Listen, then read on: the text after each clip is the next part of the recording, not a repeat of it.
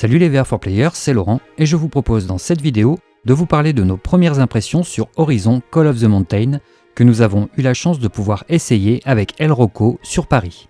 Alors comme d'habitude, n'oubliez pas de liker notre vidéo, ça nous aide pour le référencement, de vous abonner à la chaîne et de cocher la petite cloche pour ne rien rater de nos prochaines vidéos. Vous pouvez également nous aider via notre page Tipeee, le lien est dans la description, et via le nouveau bouton Merci avec un petit cœur juste sous le titre de cette vidéo à droite. Avant de commencer cette présentation, nous tenons à remercier 1000 fois tout particulièrement PlayStation France et toute son équipe qui nous ont fait l'honneur de nous accueillir et nous permettre d'essayer le PlayStation VR 2 et la démo du jeu Horizon Call of the Mountain en avant-première. Alors on ne va pas perdre plus de temps que ça, on lance le jingle et on vous donne nos premières impressions sur Horizon tout de suite.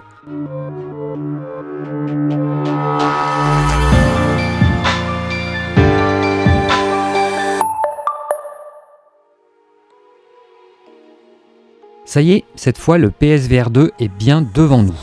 On l'avait imaginé dans nos rêves en vous proposant des concepts 3D, puis on l'avait présenté en 3D de façon plus fidèle. Nous voilà donc devant la version commerciale après toutes ces années d'attente. Mais ce rendez-vous ne portait pas sur la présentation précise de toutes les fonctionnalités du PlayStation VR 2, mais plutôt sur une preview du jeu Horizon Call of the Mountain. Nous ne rentrerons donc pas aujourd'hui dans le détail des fonctionnalités du casque, de ses menus et options qui semblent nombreuses. Nous vous ferons une présentation beaucoup plus poussée du PSVR 2 en temps voulu.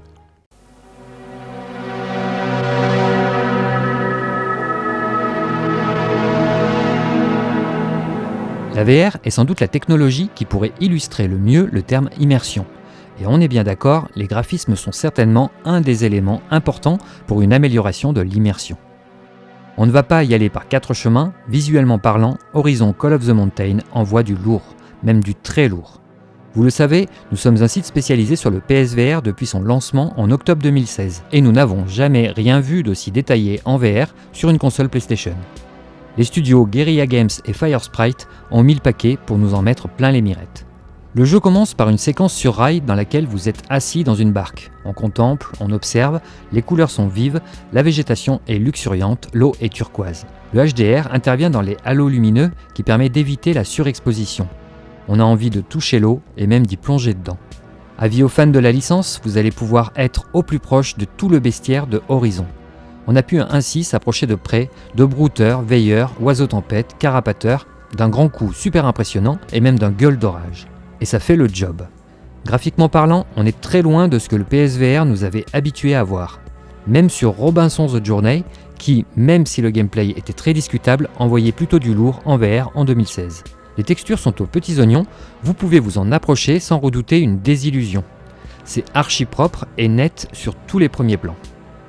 On remarquera certains détails comme les petites gougouttes, petite dédicace pour Majo, libérées par le pied du long cou qui passe juste au-dessus de vous. On a presque l'impression qu'elles vont nous mouiller en nous tombant dessus.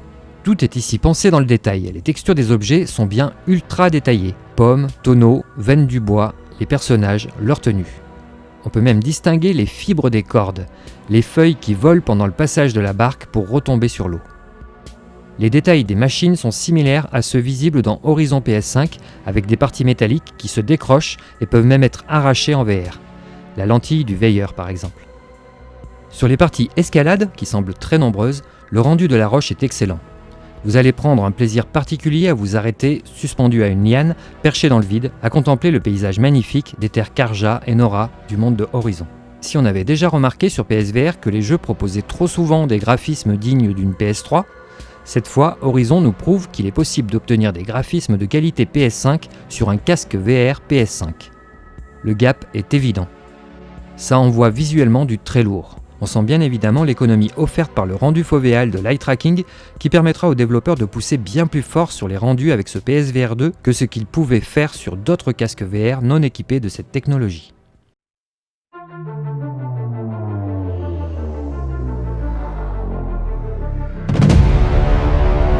Nous connaissons très bien le son 3D qui était déjà présent sur PSVR.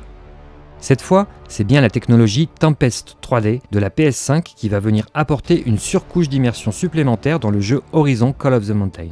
On s'amuse, comme à notre habitude en VR, à se tourner dans tous les sens, et cette fois, le son arrivera derrière vous, mais aussi au-dessus de vous. Quand l'oiseau tempête vient vous frôler, vous l'entendez arriver par derrière, mais aussi par le haut. un peu comme dans la vraie vie. Le son aura donc un rôle majeur dans l'aventure Horizon sur PSVR 2. Ça fonctionne particulièrement bien. Pour ce qui est des musiques, elles sont similaires aux jeux Horizon Zero Dawn ou Forbidden West. Les fans de Horizon ne seront pas dépaysés ici. Elles arrivent de façon ponctuelle pour rythmer l'action en permanence, les phases de discrétion ou de stress. Elles se remarquent sans venir parasiter les différentes phases de gameplay ou de dialogue. Les musiques intensifient l'action en cours. Enfin, la démo que nous avons pu essayer était en anglais sous-titré anglais. Nous n'avons pas pour l'instant de l'information si Horizon Call of the Mountain proposera une bande son en français, ou au minimum des sous-titres en français. On l'espère venant de PlayStation.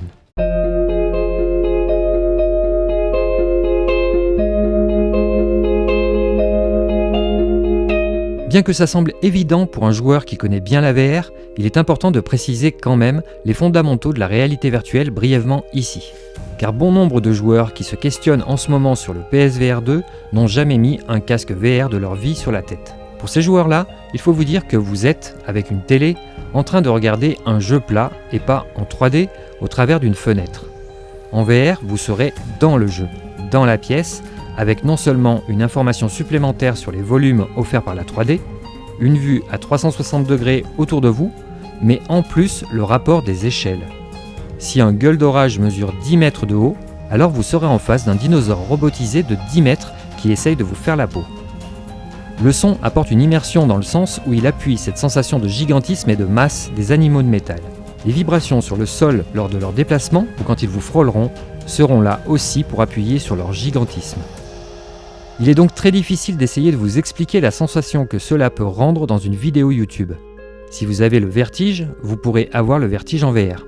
J'étais par exemple sujet à ce problème et la VR m'a complètement guéri de cette phobie.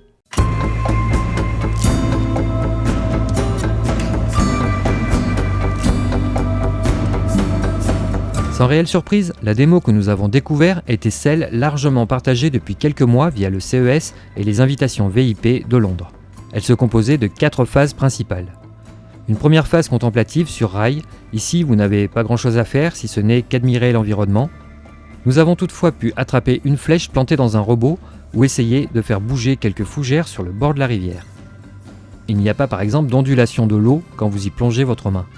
La phase d'escalade se situe dans un environnement magnifique, le gameplay est très proche des mêmes phases d'escalade de Robinson's The Journey. Il y a ensuite des plateaux découvertes intermédiaires qui vous permettent de manger une pomme, d'attraper des objets, de les casser, de les jeter et de commencer à vous familiariser avec les interactions proposées. Bonne nouvelle à ce sujet, nous avons dû frapper dans un gong à l'aide d'un marteau énorme et on a pu constater que les objets avaient bien un poids dans le jeu. Si vous l'attrapez d'une main, vous le sentirez tomber sous son poids. Vous aurez besoin de vos 2 mains pour le soulever. On avait vu ce genre de physique dans The Walking Dead, Saints and Sinners et c'est une très bonne chose. On a pu aussi retirer le couvercle d'un tonneau, le faire basculer à 2 mains et le faire rouler jusqu'au bord de la falaise. Enfin, une dernière phase de combat en arène face à un veilleur a pu nous dévoiler un peu à quoi le gameplay allait ressembler. Les déplacements durant les combats n'étaient pas libres dans cette démo. Nos déplacements se faisaient autour d'un cercle délimité autour de l'ennemi dans la zone de combat. Le mecha vous attaque, vous faites une esquive, puis vous lui tournez autour pour lui tirer dessus. La question est donc de savoir si nous étions en face d'un tutoriel de 30 minutes, si le gameplay de Horizon Call of the Mountain pourrait être bien plus riche, ou si au contraire le gameplay du jeu sera à l'image de cette démo enchaînant des phases répétitives. Pour le moment, nous n'avons pas de réponse à cette question. Il faudra attendre la version définitive du jeu pour le savoir. Cependant, on dirait bien que cette démo était très limitée par rapport à ce que nous aurons au final. On peut déjà vous dire que dans Horizon Call of the Mountain, vous disposerez d'un inventaire activable avec chaque sense. Cette action d'ouverture ralentira la partie. Et cet inventaire était bien vide durant notre essai, et il contenait au moins 6 ou 8 cases vides. Alors l'arc ne sera sans doute pas votre seule arme. Horizon VR 2 va donc aller beaucoup plus loin que ce que l'on a pu voir. On s'attend donc à voir arriver en plus de l'arc, peut-être la fronde, une lance, des lanceurs de câbles ou des lanceurs de boules, un arracheur ou un foudroyeur par exemple. Il est également possible que le jeu permette l'amélioration de certaines armes. Il y a aussi plusieurs munitions de prévues pour chaque arme. Il vous sera également possible d'activer votre focus avec la touche triangle. Vous pourrez changer de main en pleine partie en actionnant le bouton intérieur des senses.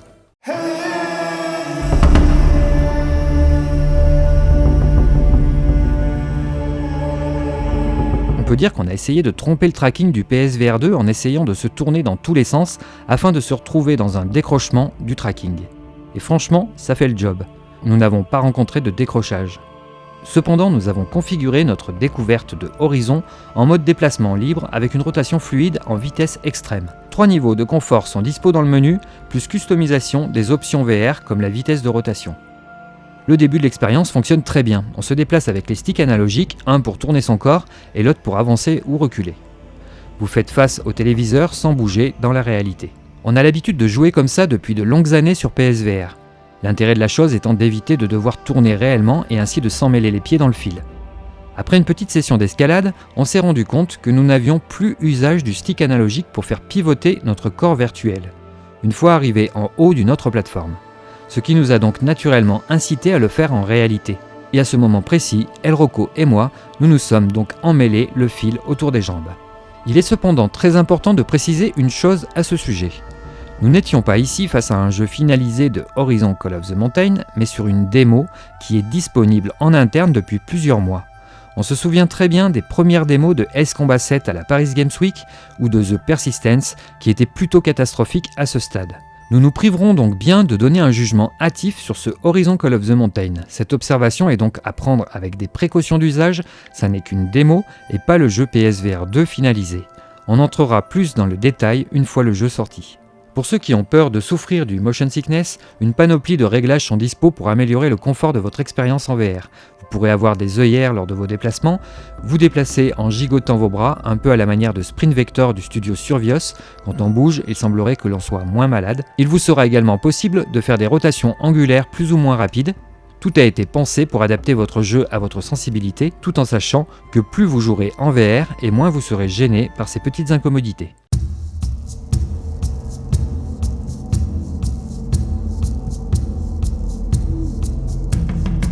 Dès le début de cette preview, nous vous avons parlé d'immersion, qui se composera de surcouches ajoutées les unes sur les autres entre l'image, le son, les déplacements. Les retours haptiques dans le casque et les manettes Sense PSVR 2 vont venir enrichir à leur manière l'expérience de jeu. C'est un peu le principe d'un subpack envoyant quelques basses et vibrations dans votre corps afin de souligner un mouvement rapide ou lourd d'une des machines géantes que vous allez croiser. On vous en avait déjà parlé sur la scène du film de Jurassic Park. Steven Spielberg a intelligemment voulu souligner cette force dans son film sur la scène des vibrations de l'eau dans le verre posé sur le tableau de bord de la voiture à l'arrivée du T-Rex. Ces retours haptiques auront donc le même but, celui de vous faire ressentir les images même si vous êtes complètement sourd. Quand l'oiseau tempête vous frôle la tête, le casque se met à vibrer et vous sentez presque sa masse en déplacement. Idem pour chaque déplacement lourd des machines de grande taille.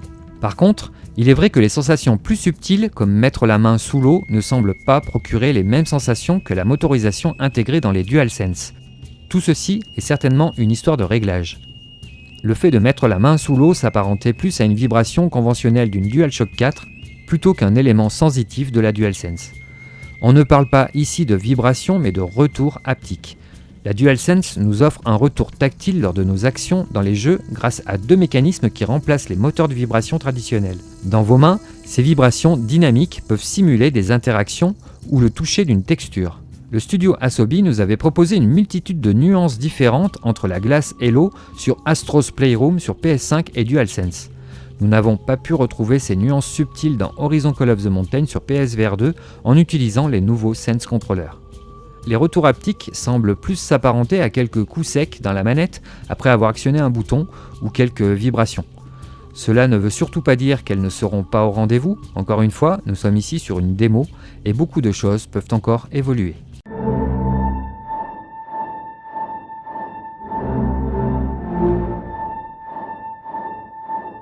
Tout comme les retours haptiques, nous avons eu une base de référence par rapport aux sensations données par Horizon Forbidden West sur la PS5 et la DualSense. Nous nous attendions donc au même type de retour de force offert par l'arc de Aloy sur PS5. Et ce n'est pas le cas. On a eu presque l'impression que tous les retours de force étaient réglés sur le plus bas niveau possible. Il peut encore une fois s'agir d'un réglage, car dans ce genre de preview, nous ne sommes pas à la maison en train de toucher à tous les réglages pour trouver le meilleur rendu. Globalement, les gâchettes adaptatives étaient donc plutôt discrètes. À se demander encore une fois si les Sense Controllers intègrent bien la même mécanique que la DualSense. La réponse à cette question semble être oui. Il est bien précisé que les gâchettes adaptatives nous permettront de ressentir la tension de la corde de l'arc, le recul d'une arme ou la déformation d'un objet que l'on écrase. À notre avis, cette fonction était peut-être désactivée ou minimisée pour économiser les batteries des Sense Controllers sur des sessions de test entre les différents médias qui se sont succédés dans les locaux de PlayStation France. Il faut aussi préciser que cette première démo ne nous propose pas d'utiliser d'autres munitions sur notre arc. Il est possible que les gâchettes adaptatives soient présentes sur un autre type de flèche, comme celle de feu par exemple. On ne peut pas vraiment en dire plus pour le moment.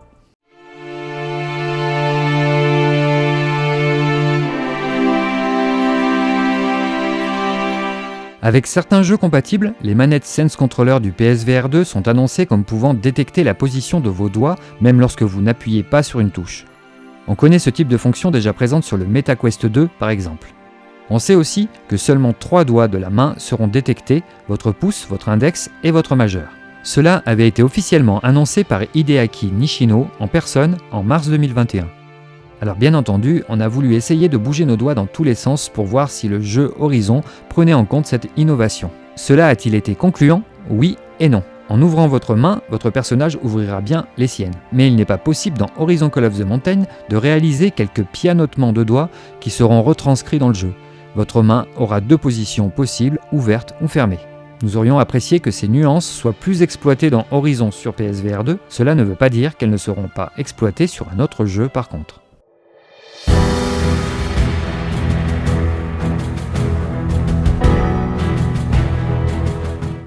L'eye tracking ou suivi de votre regard est une des pièces maîtresses du PlayStation VR 2.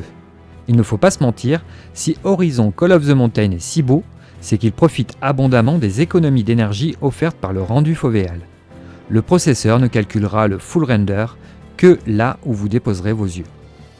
Le PSVR 2 propose un logiciel de réglage presque automatique pour s'adapter à tous les types de joueurs. Vous allez devoir suivre du regard un point rouge qui se balade sur l'écran, puis de viser du regard certains points de couleur. De là, le programme va adapter votre vue à l'eye tracking pour vous offrir une expérience optimale. Elrocco a rencontré quelques soucis avec cette fonction. Il s'est plaint que pour avoir une image nette, le casque lui appuyait un peu trop sur le nez. Il a ensuite pu se soulager grâce à la molette sur le dessus du casque pour améliorer son confort sans remarquer que l'image avait perdu en netteté. De mon côté, je n'ai pas rencontré de problème. L'eye tracking a quelque chose de magique qui vous permet de naviguer dans un menu au regard, sans bouger le moindre petit doigt. C'est ultra précis, rapide et réactif, pas de latence et vraiment super efficace, à tel point que je pense qu'on risque d'en prendre l'habitude et d'attendre que ça bouge tout seul face à un jeu PS5 classique. Je suis pressé d'expérimenter ce type de fonction sur un jeu de tir adapté. Malheureusement, dans la démo présentée, les interactions utilisant l'eye tracking n'étaient pas très perceptibles. Mais encore une fois, cela ne veut pas dire qu'il n'y en aura pas. On vous rappelle que Horizon Call of the Mountain devrait durer entre 7 et 8 heures, et que nous n'avons découvert qu'une petite demi-heure de jeu ici. Nous avons principalement ressenti la présence de l'eye tracking dans les menus du jeu. Dernier point, j'en ai profité pour porter mes lunettes de vue durant la séance. Aucun problème avec vos lunettes, la bavette à souffler du PSVR 2 dispose même de 2 découpes pour laisser passer les branches. Même en forçant l'avant du casque sur votre visage, vos lunettes ne toucheront pas les lentilles du PSVR 2.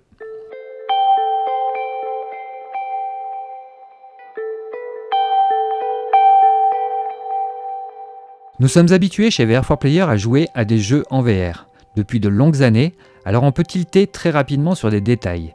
Pourtant, certains points positifs n'ont pas manqué de nous interpeller concernant cette démo de Horizon Call of the Mountain. Et si on vous parle de ces points positifs, c'est justement parce qu'on ne les a pas du tout remarqués en jouant. En sortant de notre rendez-vous, on s'est posé la question avec Elrocco de savoir si on avait remarqué le FOV de 110 degrés du PSVR 2. Et la réponse est non. On était habitué de jouer avec cette sensation de porter un masque de plongée avec le PSVR, et là, avec le PSVR 2 sur la tête, le FOV semble bien plus large. On n'a pas remarqué cette sensation de masque de plongée cette fois. C'est en comparant nos expériences que l'on s'est rendu compte que ce que l'on n'avait pas vu était en fait de très gros points positifs. L'autre point très important à souligner est que Elrocco vit ses jeux. La pièce dans laquelle nous nous trouvions était petite et plutôt bien chauffée. Elrocco s'est mis à bouger dans tous les sens pendant au moins 40 minutes, et il a même réussi à tuer le gueule d'orage du premier coup. Une fois sa partie terminée, on lui a retiré le PSVR 2 de la tête et on a pu constater qu'il était trempé de chaud. C'est très bien tout ça, me direz-vous, mais ça nous dévoile quoi ? Je suis passé juste derrière lui Et ceux qui ont déjà joué à Pistol Whip en plein été savent que l'on était obligé de nettoyer les lentilles du PSVR régulièrement à cause de la buée et de la transpiration. Avec le PSVR 2, le système de ventilation, que personne ne va remarquer, a permis, dans ces conditions de chaleur, de garder les lentilles toujours impeccables sans la moindre trace de buée. Et ça, c'est un très gros point fort pour le PSVR 2. Enfin, on sait que le PlayStation VR 2 est équipé de lentilles de Fresnel. La particularité de ces lentilles est qu'elles peuvent, dans certaines conditions, afficher un halo lumineux gênant pour les utilisateurs. Ce halo, appelé aussi godret ou rayon divin, s'affiche en général sur un fond sombre avec en son centre un bloc très contrasté, blanc par exemple. La lumière du bloc blanc vient alors se réfléchir dans les multiples arêtes ou stries de la lentille. On a beau essayer de chercher ce rayon, on ne l'a pas trouvé. Ce qui semble donc confirmer que Sony a bien développé des lentilles de Fresnel avec un traitement particulier, corrigeant le plus gros défaut de ce type de lentille.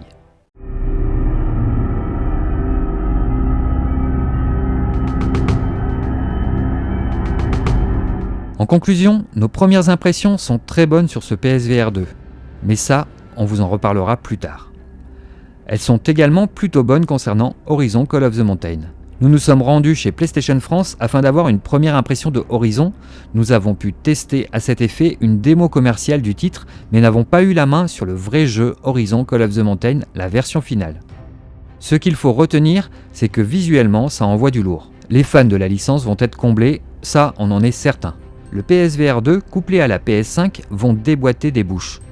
Concernant le jeu, il est vrai que cette démo était principalement faite pour nous présenter un panel assez large des fonctionnalités disponibles. On se doute bien cependant que le jeu aura une histoire plus solide et peut-être un gameplay beaucoup plus varié que ce qu'on a pu découvrir en quelques dizaines de minutes. Nous n'avons pu découvrir que la surface visible de l'iceberg de Horizon Call of the Mountain et le peu qu'on a vu nous a rassurés et hypés en même temps.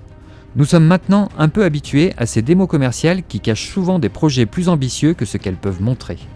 Nous serons là pour vous en reparler bien plus en détail dès que le PlayStation VR 2 sera enfin devant notre porte. L'eye tracking du PSVR 2 est surprenant de précision et ce n'est clairement pas un gadget. Le PSVR 2 est vraiment bon et on est pressé de pouvoir décortiquer plus précisément tout ça en votre compagnie sur vr4player.fr. Voilà les amis, on espère que cette vidéo vous aura permis d'en savoir un peu plus sur ce qui vous attend avec Horizon sur PSVR 2. Ce dossier est maintenant terminé, n'oubliez pas le pouce haut, de laisser un commentaire si vous souhaitez discuter du sujet, de vous abonner à la chaîne et de cocher la petite cloche pour ne rien louper de nos prochaines vidéos.